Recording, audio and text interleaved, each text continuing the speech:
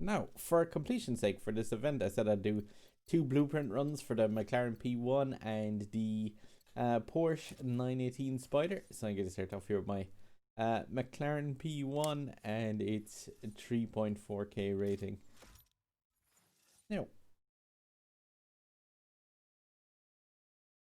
this car is like very tuned for this time with a 127.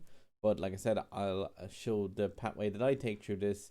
It's relatively safe and does not involve the tunnel here at the start, because I find trying to cut across the AI on this beach too close to the start, like, yeah, they are just a bit overly aggressive and ended 1 or 2 runs with putting me into a wall. So I just go the long way around where they're slightly less likely to kind of end the run very quickly. Yeah, just want to fill up on boost here so I can hard drift and then nitro shockwave all the way out of this tunnel and leave here at max speed.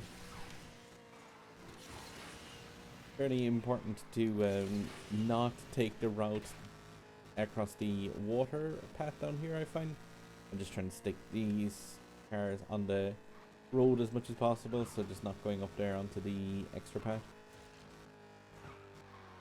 And because of the fact that the P1 doesn't exactly handle weaving back and forth through those corners too well, I just take it like the whole way around the outer ring here. Works fine for this car, even at lower tuning. Like, you'll see the time that I run this one with my version of the car.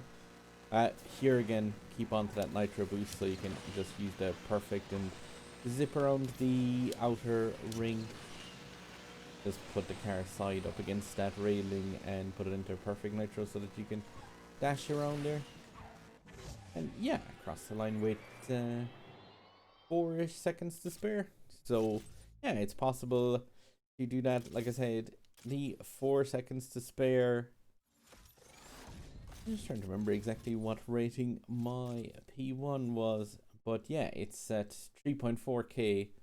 So you'd be talking about being able to easily do that from 3K, if not less. So a 4-star or 3-star version of the P1 should be able to do this race.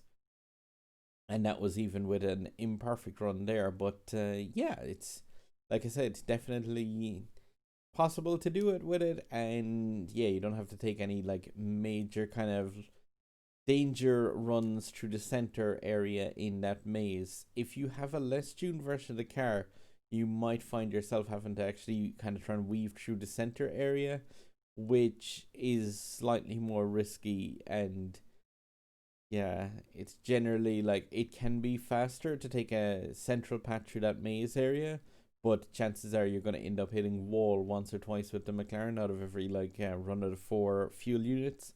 So yeah, I'm going to leave it at that for this one. There's a sub button up here over my head. There's random indie games at that side where I do blind playtests. And there'll be a random video at that side that YouTube thinks you might like. So, okay, happy hunting those blueprints, and yeah, drive safe.